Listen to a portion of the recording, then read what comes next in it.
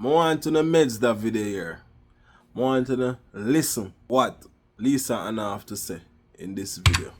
50 miles per hour or 80 kilometers per hour is our top speed on the Jamaican highway. And I get stopped all the time by the police. I think they know my car now because I never feel like I'm driving above that. But here's the thing. I know what 185 miles per hour feels like. And that's what Mellissa brought here to Jamaica. And at that speed, you're talking about a Formula One race car. If you feel that thing drive past you, or you're talking about a bullet train slicing through the air. But Mellissa wasn't racing past Jamaica. It was racing through us. And unlike any race car, you can't steer or slow a hurricane. You can only hold on and pray it passes. And many people don't understand what that means because Jamaica isn't flat. We are a country of dense mountain ranges and ravines, rivers and valleys, of people living on hillsides, on riverbanks, and deep within the lush, beautiful mountain terrains in the bush of this country. So when a Category 5 hurricane crosses that kind of terrain, it doesn't destroy evenly. It devastates completely, and whole districts just vanish. You might not have been able to even see them from the main road in the first place, but you'll never see them again. And people tucked into those mountain folds and coastal edges are thrown into a land blender that few of you can even imagine. Even those who were prepared for this lost everything. And then you ask yourself, really, how do you secure a roof against winds that can fling iron like paper? So when I say this storm changed us, I don't just mean physically. It stripped away the illusion that any of us are separate from each other's pain. And yeah, me, like so many other Jamaicans, families and overseas missions, were on the ground, and this is not easy. But before I go any further, I want us to remember, because not so long ago when COVID hit, it wasn't just a health crisis, it was an economic one. And we learned that close to 60% of low-income families and 53% of women lost employment. And when they lost their employment, we also learned that half of those who had savings said it could only survive for 2 weeks. And 30% of those said it could only last for 1 week. And 18% said 1 day, because people don't shop the same way. Some people buy daily to put food on their table. Some people can't do a big shop. And so nearly half of the children affected during that time lived in rural parishes. And back then, we could still reach them because the roads were open. The phone system worked and they had electricity, but this is different, and they had water because Hurricane Mellisa has impacted over 650,000 Jamaicans, approximately over 5 parishes. And if no one has told you, many of the homes in Westmoreland are or were built of wood, built over generations, hand by hand. Sometimes, if you did drive go Westmoreland to some places, you see people with houses on the back of a truck. Just move from one place to the next place. Yeah, that's how the things set in some parts of our country. And these homes honestly didn't stand a chance, many of them against 185 mile per hour winds, because if that slam into you, it slams through you.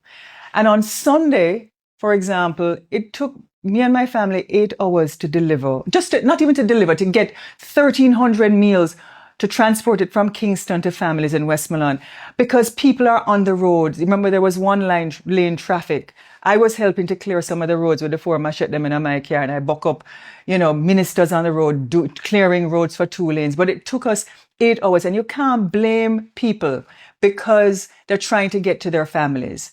But when we saw that and the trucks coming in, it showed me and my family something important too, that we have to regroup and find new and smarter ways to reach those people who need the help most.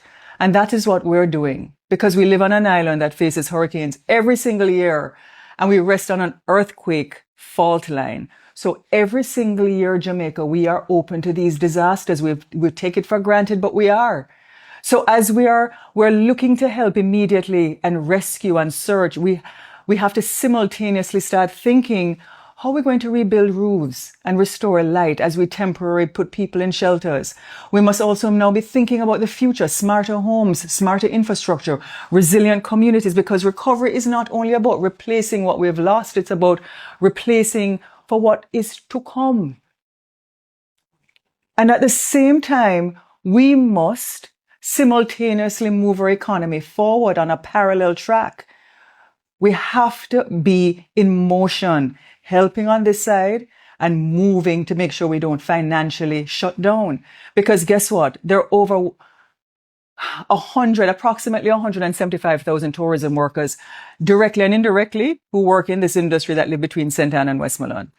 And they are the backbone of that industry, and they feed thousands of families. And the winter tour season is here, basically. And we have to find a safe and practical way to start reevaluating and opening so that people can also start working again to rebuild their lives. So any way you take it, this is an unprecedented crisis, and we have never faced something like this before. And we're learning together, and it's time to start, documenting, because every crisis holds an opportunity for a breakthrough to build better and fairer and stronger. And so while I might not be an MP, I will always be a Jamaican first. As long as my heart beats, I will work for this country and work wherever I can.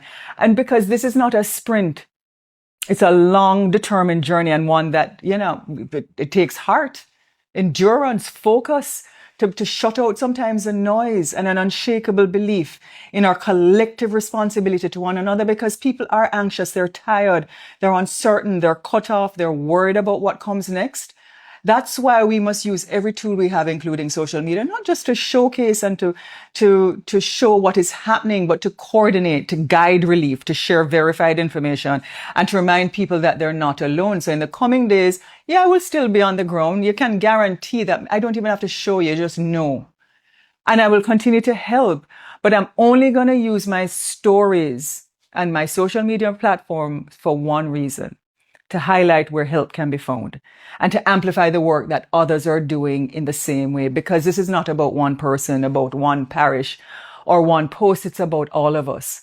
It's about rebuilding not just our homes, but our sense of belonging to each other. Because Hurricane Mellisa, it may have bruised us, gashed us in our island deeply in a way that is painful. It's like you're cut with belly bottom and we're holding it like this.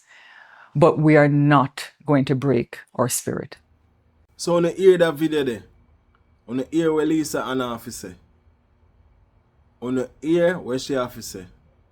So, on the pick sense out of nonsense. So, what I want to know if you do, drop a follow, like, share, and comment.